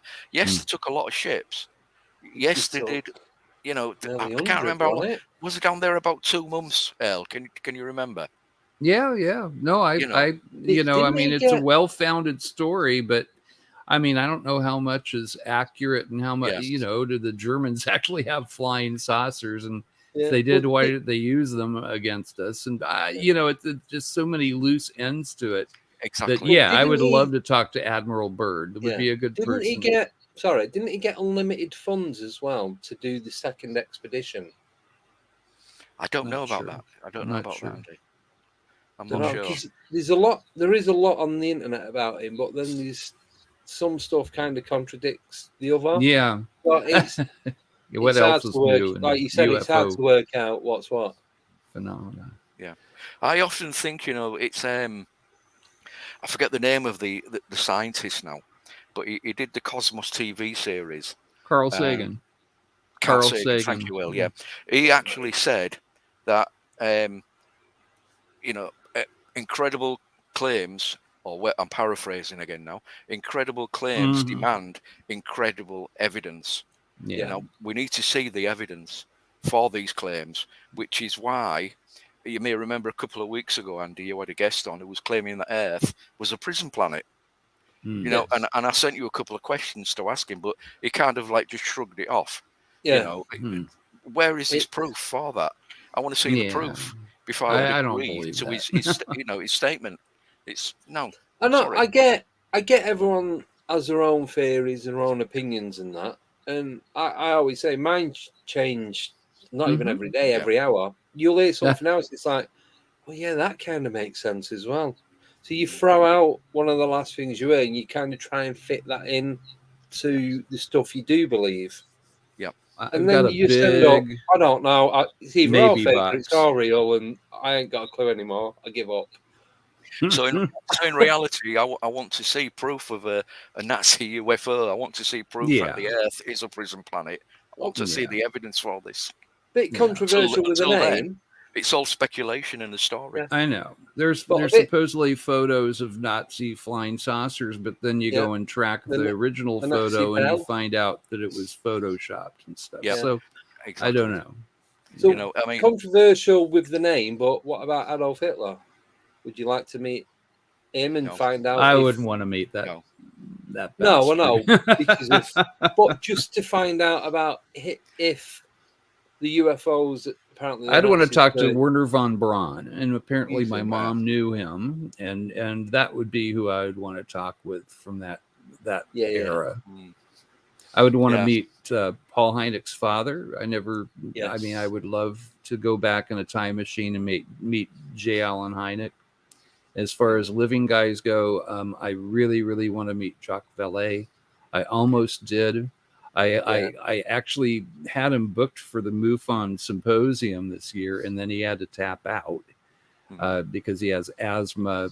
It's a real problem for him. He's in his 80s, and his doctor told him that it was too much of a risk being around all those people. So, and then I got an invite to have lunch with at the last minute at the airport here. He had a layover, and Paul Hynek called me up and said, "Hey, what are you doing? Can you go to Burbank real quick and have lunch with Jacques Vallée?" And I was walking out after having oral surgery, bleeding from my mouth, numbed up and on drugs from. I'd have still gone. How fast did you run? Like, no, I'm not going to go bleed on Jock. So but it's got to happen someday, because I just love Jock Vallet's, the way he sees stuff and the way he thinks of things. I don't always agree with him, but I always love him, and I got to meet him. Yeah. Here's a couple of guys to think about, to meet up with. June 24th, 1947, Kenneth Arnold saw crescent-shaped craft flying in the skies of Mount Rainier in the St. Helens area of mountains area of Washington State. Now, it's said that the craft, some people say the craft that he saw were actually Horton, is it H209s? Something like that. Now, they were built by two German scientists come inventors who actually designed the craft, the Horton craft. I'd like to ask them two guys if what Kenneth Arnold saw was the craft that they built. Well, he didn't see flames coming from them. No. I mean, he didn't. I mean, it wasn't a rocket, a jet. I mean, there weren't contrails, there weren't flames, there wasn't any indication of rocket engines on those things. There was no evidence of visible propulsion that we know of. So I don't believe that. I don't think that it was Nazi technology. He only described one craft as being crescent-shaped, but there were 9 in total. Right. So have a little think about that. Yeah. His granddaughter knows a lot of the story. I mean, Chanel Shands is a wonderful source. I have her speak to my, I teach a college class in ufology, which may be the only one that's credited in the United States. But I have her speak to my class every year. You're looking for pupils, Earl, because you can sound yeah. Well, right now, I mean, we were just okayed for our 4th semester. Chris can pick me up on the way. Yeah. I'm sure we can do it by Skype. Yeah. Sure. Well, I'd rather go to California, to be honest. Yeah, we want you here too. Well, I just have Chanel go on Zoom, and it always seems to work pretty good. And she's very, very good at telling her grandfather's story, and has taken the mantle there for him, and I'm proud of her. She's doing really, really well out there. Excellent. I know he would be proud of her. Yeah. Thank you. Right, we've got 3 questions. We've got less than 30 seconds left, so we can go over. But if we can keep them short and sweet, please, if you don't mind. It's just because this goes out on podcast and it's a pain. So, right, next question is from Steph J. Earl, are there any UFO sightings over the forest in California where Bohemian Grove is? Just wondered with the so-called occult wars. I'll probably be worshippers. My counterpart in Northern California, Ruben Uriarte, would know about that before I do. He's the guy that gets all the Northern California cases. I know that area that they're, San Francisco, they certainly have their sightings up there. Up north a little bit, Eureka and those areas. But Ruben gets those cases, so I can't really pin them down for you. No, thank you. Right, next question. I guess it might be in relation to Chris from OP Evers. Why do some people with an interest never see anything and others may see many things? I'm going to tell him I'm going to sort him out later on, asking such questions of me. How dare he? That's my brother. All right, okay. I don't know. I guess it's just a question of being in the right place at the right time. Some people have cameras and are in the right place at the right time. Yes, it can happen maybe once, maybe twice. I've had a couple of sightings myself over the years, but there've been many years in between. But if somebody comes to me and said, I was out last Monday night and I got this picture of this flying by. I was out the following night and I got this picture flying by. All right, maybe not that close, but I'd then start to question what they're actually bringing me. Yeah. Some people are just there at the right place at the right time. Yeah. Some are targeted, I think. You know. I believe that. Yeah, got to agree. So I've only ever seen the same thing. I've only ever seen one. There's only ever been one account where I've seen the same thing on 2 separate occasions. Everything else has just been, to me, at the time, it felt random. Obviously, it's not. There's got to be some sort of pattern to it. But yeah, that was a metal ball in the sky. It was in the same place, the same time. Say it was on the Monday, then again on the Tuesday, and that was it. Everything else has just been here, there, and everywhere. I just suggested the Monday and Tuesday. That wasn't me having a go at you, Andy. Right. My point being, you know, there are some people who are involved in this business who claim, you know, they've got this video of this doing this thing, doing this thing.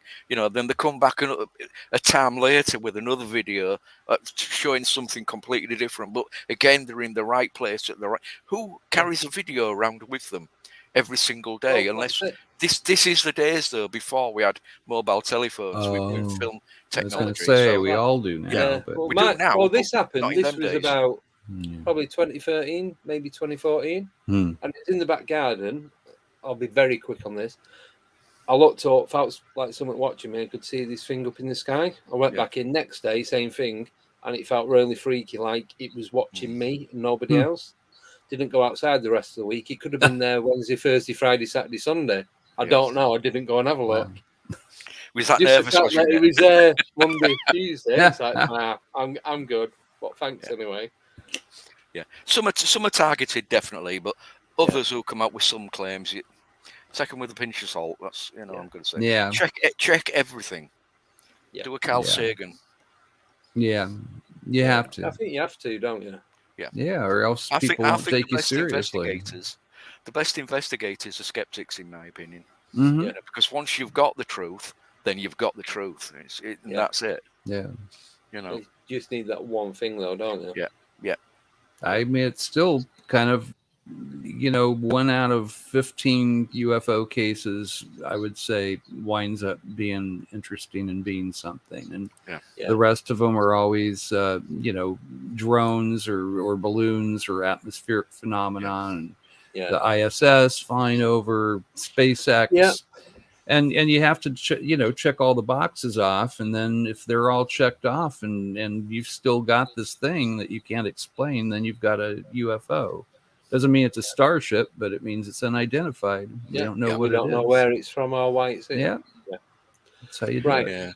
Thank you. Right. Last question is from Jo, the moderator. And she would like to know, do you think that any cryptids could be aliens or connected to them? Oh, dear me. We do have reports. We've had UFO cases in the past where, for want of a better explanation, cryptids or out-of-place animals have been seen. For example, there was in California, I think it is in the desert areas of California. Elle can correct me again if I'm wrong. There have been reports of animals seen at the same times as UFOs. I mean, the big one is Bigfoot. To be quite honest, that's associated with UFOs. But there have also been reports of kangaroos in America. Oh, wow. I heard that. I haven't seen that yet. There you go. It's an old report. They're old reports, but they are out there. If you dig and you look, you will find them. And of course, in the UK, we've got. In that wildcat that keeps popping up. Exactly. Yeah. That's why in Outer Limits magazine, every issue, there's the big cat watch, which brings the latest reports they're online reports. Anybody can find them, but I put them into the magazine so people who are in Britain who take the magazine can actually read what's going on. Yeah. Wow. So there could be connected to them, definitely. Earl, I'd say yes. That's the same answer. I think so. Yeah. Right. Thank you both. Right, we have come to the end of the show now. Sorry, guys. I could do this all night, It's been such I know, this was fun. It really has. This was great. Enjoyed it. One of my favorite. I don't enjoy it, but it's just, it's a good atmosphere tonight. The only thing is you can't see us, Earl. That's the only thing. I don't even know if it's you two I'm talking to. It could be anybody. No, I'm just going to honestly. climb through the screen, and no, that's not working. It's like a barrier. Oh well. But no, it's been absolutely amazing as always. Thank you both for coming on. Thank you, Earl, for. Thank you. I suppose I asked you to come on as co-host, but you kind of like co-guest. Yeah, sort of. I don't know how to. It was whatever it is or thing. was. It was good. As long as it's enjoyable, everybody's enjoyed it, and all the guests. We wanted to keep Chris. We've enjoyed it, and as the main. All the viewers have enjoyed it. That's great. Yeah. Focus. And I just want to say thank you to everyone that has subscribed this evening. I think we've got about 5 or 6 more subscribers, so massive thank you to them. We are now over the 800 mark, so less than 200, and I can quit my job. There you go. Well, there you go. No, you can't, mate. You've got your if I want 50p a week. Well, now that you're rich, you can finance the building of one. I got an aerospace engineer that says that if he has a budget and a team, he'll crank one out in 3 months for us. So, for 20%, I'll do anything. Just before we finish, then, Andy, can I please make a mention of conference tickets? If people do want them, come and see the guests that I've already mentioned earlier on. Come be informed, because you will learn things that you don't know about. And, www.olm-mag.co.uk. Check out the conference section, and if you're interested in subscribing to the magazine, you can get individual copies incidentally, or you can subscribe from 1 year, 2 years, or up to 3 years. 1 year is £11.50, 3 years is £27.50, which is still cheaper than some other magazines on the internet that are PDF based. Thank you. Really enjoyed it. Oh, thank you. Well, I'm going to the OLM conference. Don't want to put anyone off and stop him buying tickets or trying to get the money back. Well, no, tell him you'll give him a lift, Andy. You'll give him a lift. Oh, he's got a car. I'll wave and beep as I drive past. That's what I can do. You need one of the double-decker buses. I'll get the. You guys have. Yeah. I'll have frequency lights put all around the car and just hypnotize everyone on the way down. See, something like that. But no, thank you both so much for coming on. Absolutely loved it. And hopefully you'll come back on again soon. Well, I might. You're going to do it, Earl. Of course you interview Earl and I'll come on and co-host it. Yeah. And we'll do it exactly the same. And then, it'll be the same. And then one of you come on, interview me, and then the other one of you can co-host. Yeah. And we just keep doing that every Just keep all 3 of us going round in a circle, mate. It works for me. It was fun. I'll just do this. There you go. Each week I'll just do that. Ooh, Andy's got the power here. Something like that. Switching. And I'll make sure the cat keeps off the mute button. Maybe it was the panther. The anomalous panther of Hull. Yeah. He's not even on a cat. He's making it up. All right. No, but we're going to have to end it now. Mate. Well, cheers. It was wonderful. Absolutely amazing. Fun time. Thank you, everyone. Thank you, everyone in the chat. Don't trust me with sharp objects. Thank you, everyone in the chat. Everyone who downloads a podcast. If you want to find out what's going on, you can go to my website, andydcodes.com. You can go on the Facebook groups, Instagram, LinkedIn, whatever platform. All the links are in there. So have a great weekend, everyone. I will be back next Friday, where my guests are going to be, Nathaniel Gillis and Heidi Hollis. Oh, so say hi to Heidi for me. Oh, she's great. Shall. Yes, she mentioned you last time she was on. She's wonderful. Yeah, so that'll be a good one. A bit of Hatman and demonology going on next week. Oh, yeah. So, interesting person. Yes, very. Right, everyone, have an amazing weekend, and I will see you next Friday. Take care and good night.